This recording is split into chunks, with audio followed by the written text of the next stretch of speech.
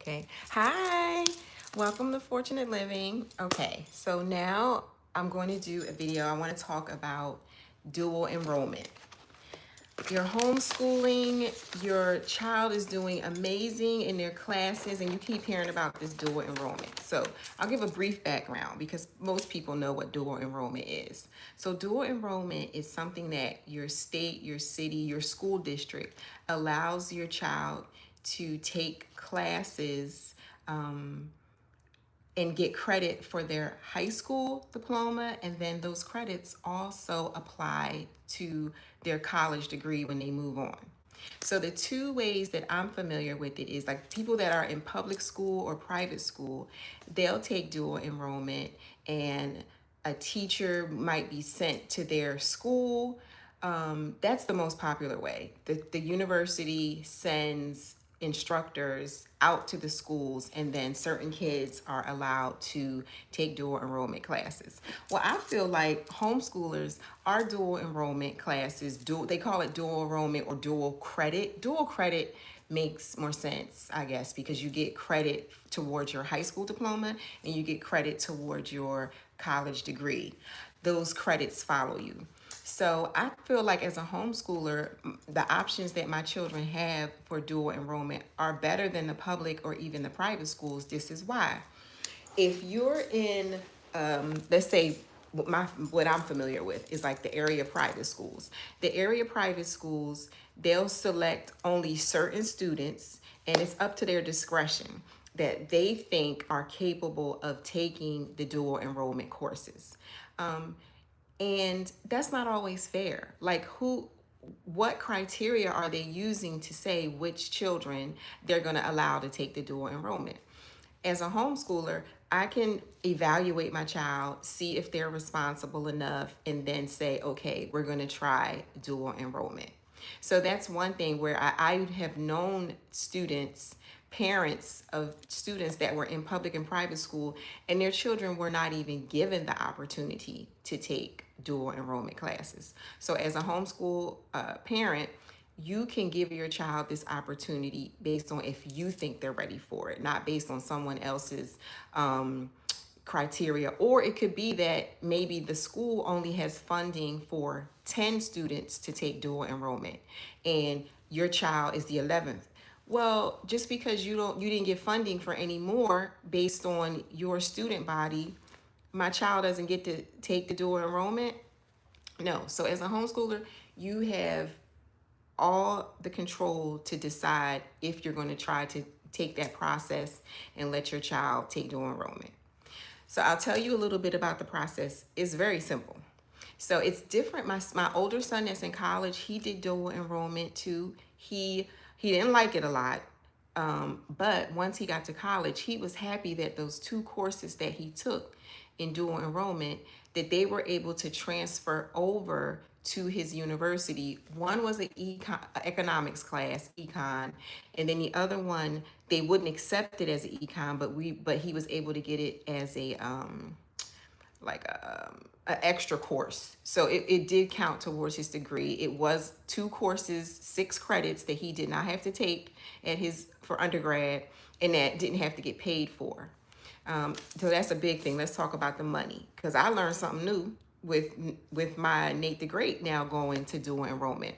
When my son went to dual enrollment 5 years ago, 6 years ago, we had to pay. Like, it cost us about $700 for those two courses, which if you look at how much credits cost, so we paid about $700 for 6 credits, is still a deal because there are very few universities you can go to and get 6 credits awarded to you for only $600, $700.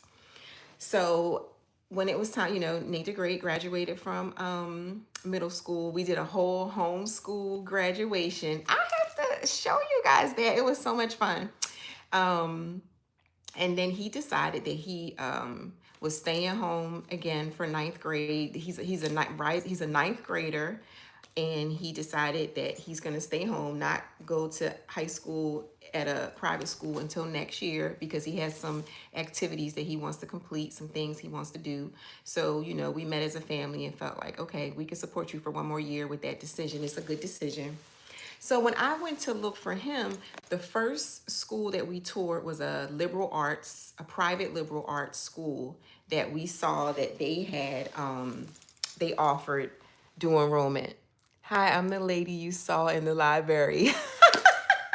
Hello. So I'm glad you're here. Okay, any questions you have about dual enrollment, pop them up in there. Your comment went away. I didn't get to read the whole thing, but let me finish everything and then I'll see if I can go in and answer your live questions because that's what I want to do. So, but you know what? Sometimes it's good to hear a story first, a story with someone's experience, because what a really intelligent teacher taught me once is her students don't know what to ask. So she doesn't ask her students, what don't you understand? She says she just presents to them and then that will trigger the question. So I learned that 7 years ago from a homeschool mom that was a teacher, and I took that with me. Like, I don't ask tons of questions. I present and then let the information seep in, and then it'll trigger stuff that you're like, oh wait, I got a question about that. I didn't even think about that. Okay, so anyway, we went to visit this, we went to tour and do an open house at this private Christian liberal arts university that allowed homeschoolers to come in.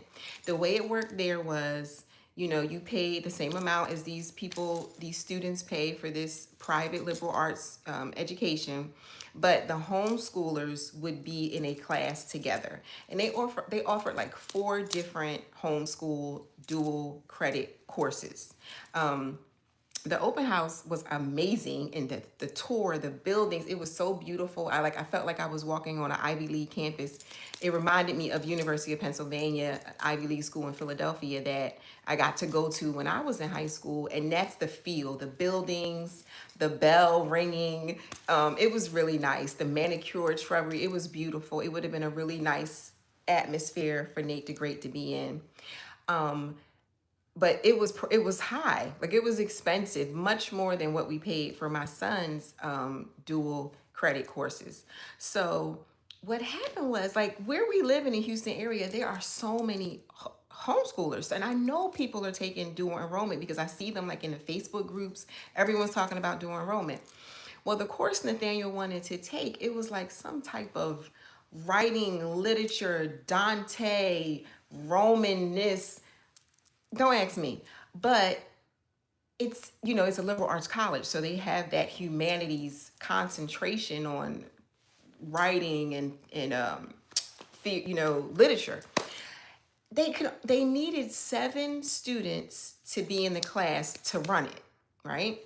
They only have 4 students. I was like, this doesn't make any sense to me. How, you know, I got my $3,000, I'm ready to pay.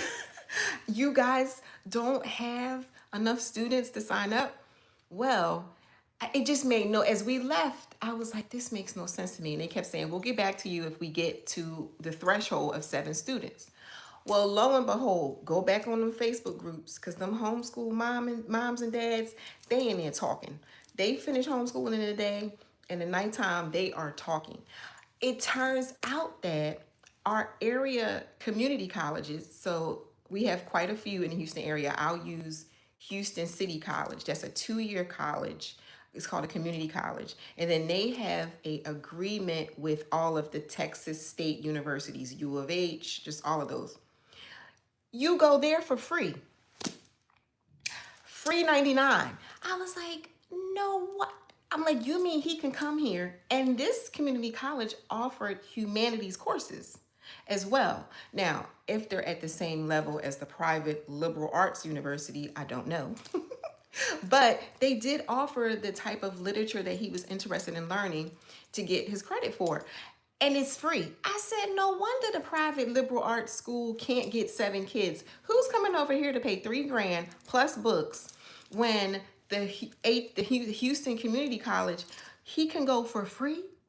So Now, free is not always the best way to go. So we went and we toured two of those campuses. So this is what you got to do, parents. Everybody, you have to go and see for yourself. When something doesn't make sense to you, ask questions because, like I said earlier, when you don't know something, you don't know what to ask the question about. So I just kept saying, why don't you have any more students enrolling at this private school? Well, because if we're going over here for free and we're still going to get credit for high school diploma, we're still going to get credit for college, why wouldn't they go over there for free? Okay, so now I get over there. Oh, this is where all the homeschoolers. This is where all the homeschoolers were at.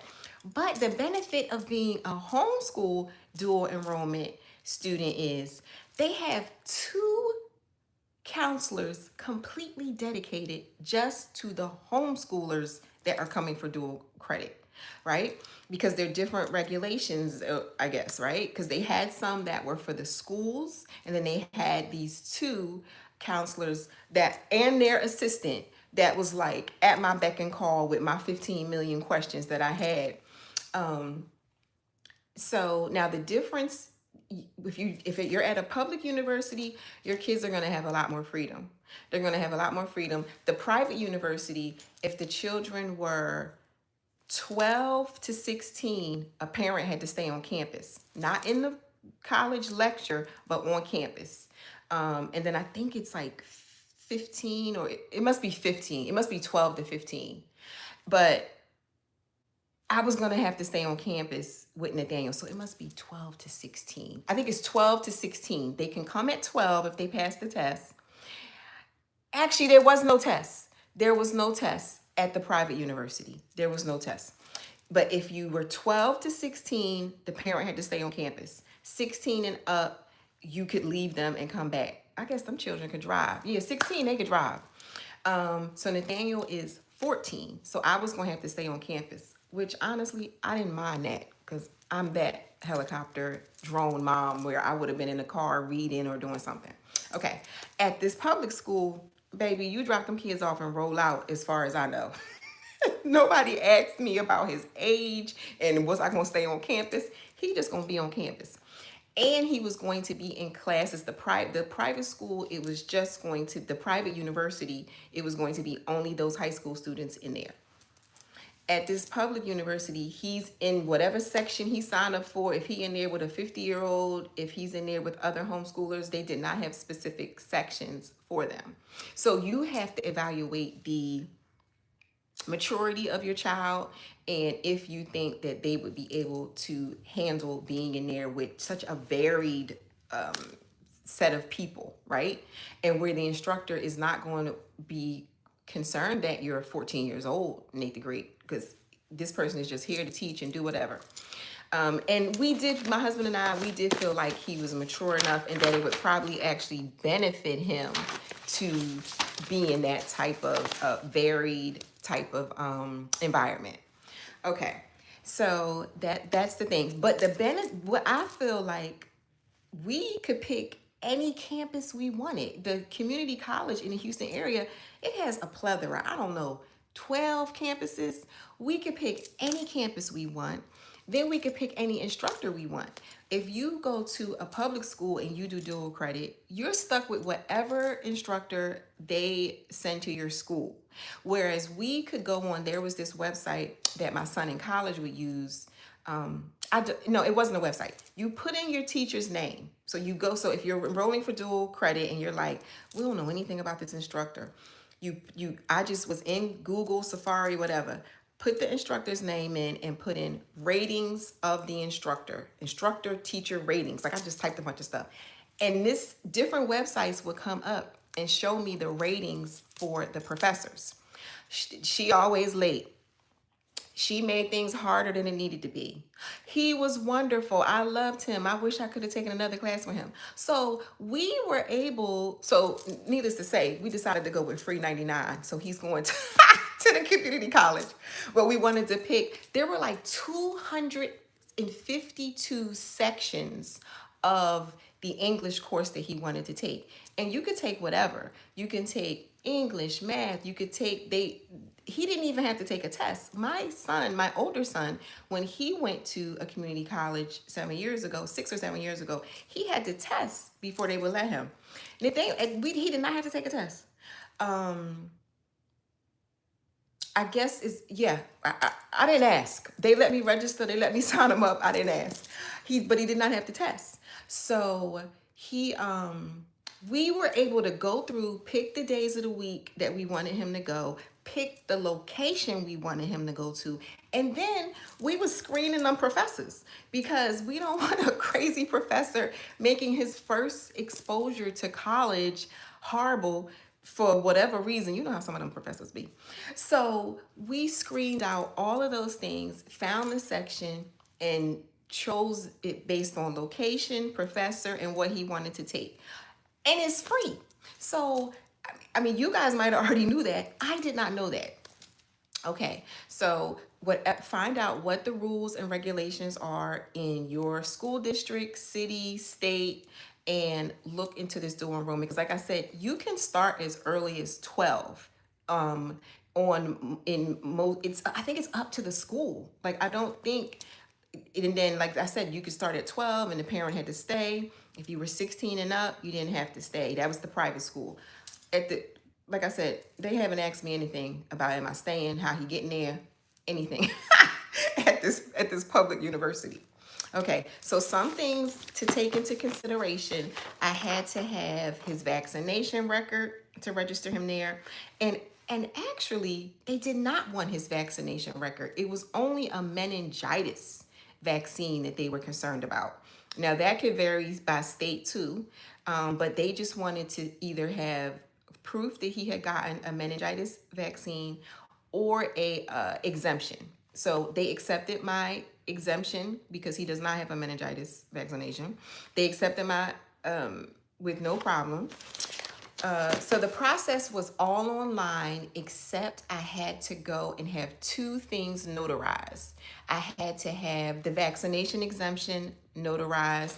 I had to have, listen to this. He is 14. I am his mama, but we had to get this form filled out called a FERPA.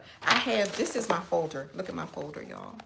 Nate the Great freshman year, it's probably backwards. His freshman year of high school, and that's where I'm keeping like all the forms that I have to have for his new adventure in college, right?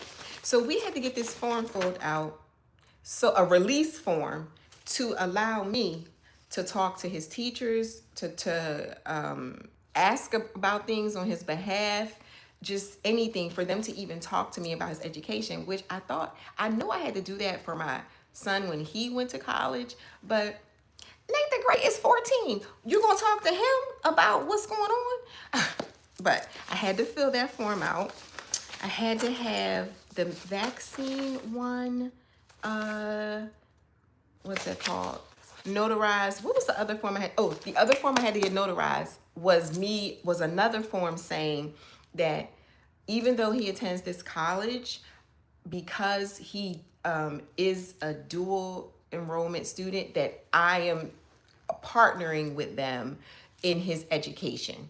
So, and I had to get that notarized. So I went over to the bank and had those both notarized. And Nathaniel had to go. He had to sign his name in cursive because he doesn't really write in cursive. They do everything on computer. So it was like a whole big deal with him writing his name in cursive. It was cute.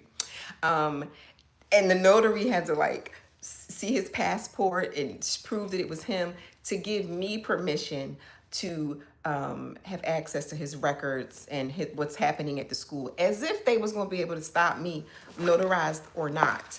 So I would say start investigating this whole dual enrollment thing. I did it all before. When I did it for my son, I probably have talked about it in a video. I think I did talk about it in a video with my older son, and he joined us in the video. That was during COVID, I think, and when he was doing entering into dual enrollment and doing his testing and all that. But that research is out of my mind now. So I'm telling you, and it's different, right? Because we don't have to pay for Nate to take his classes. So we started him off with one class. We really think he's capable of doing it, but we started him off with one class. It's 3 credits. It's English, 1301, English 1302 is the second half that he'll take in the spring. So when he gets to college, he won't have to take those introductory composition classes. These are composition classes. Let me see. I do want to give you a word of advice that we almost got caught up in something. So there's this class at the Houston Community College. What's it called? It's like EDU 1300. And what that meant was it was like a college success course. And everybody's required to take it if they're getting a degree from that school. And then my son had to take something like that at Howard. It was like this introductory course to learning, teaching you learning strategies, teaching you how to communicate with your instructors or whatever. Well, I was like, oh yeah, we signed him up for that at first instead of the English course. Cause I was like, every college makes you take it. Your brother had to take it. Let's take that one. And that should be really easy. Well, it turns out that college prep course, acclimating to college course, would have only applied if he had stayed at the community college and gotten a degree, which he might, right? Like options are there. He might say, oh, I want to finish. But for right now, we think that when he graduates, the plan is that he'll go to a 4-year university. They would not have accepted that class. So how I found that out was my friend Google. I Googled, is this EDU 1300 accepted by the state universities in Texas? Because that's where these children, these students, if they finish their associate's degree, they get funneled right into the Texas universities. So the Texas universities don't accept it. So if they don't accept that course, it's only accepted if you finish there and get your associate's degree. I know the out of state, common sense told me, reasoning told me, the chances of out of state private universities, which is what he's looking at right now, is what he'll do when he graduates. They probably won't accept it either. We're not taking it. We're not taking it. So, so we moved right into English 1301. So when you're wherever you are in the world, and that advisor, because one of those special homeschool dual credit advisors is the one that told me to take that and didn't explain it to me. Just do as much research you can. And thank God we live in a time where you could just Google stuff. You can like think it through and Google and find out. So he's going right into the initial composition course. Okay, let me see. I think that's everything. Like, I feel like look into it. You could start even earlier. Like, we could have started even earlier. Oh, I know the one more thing I wanted to tell you. So these community colleges are off the chain. Like, if he wanted to be a nurse, you know, I'm a nurse. He don't want to be no nurse. He could literally take all those prerequisite courses and matriculate into the nursing program. He could, if he wanted to take the electrical engineering track, he could take all those courses over these 4 years of high school if he remained homeschooled for high school. And I think I might have knew that, but the part that I'm happy about right now is it's free. Like, I am so happy that $3 grand can stay right in my pocket. Okay, so I think that's all that I wanted to just give you some food for thought and just letting you know the true benefits of being a homeschool dual credit student. Like, we got it way better than the public school students and the private school students because we can really pick what is best for our children.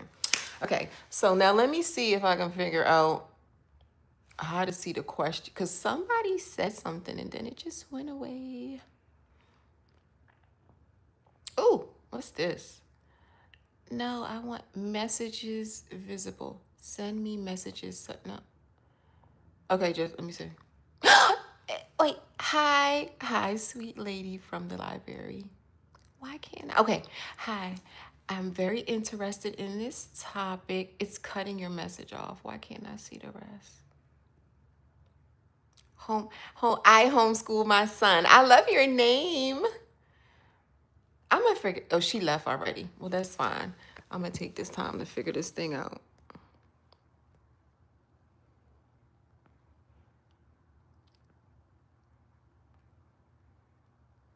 Why does it want me to learn more? I don't want to learn more. I want to see the ladies.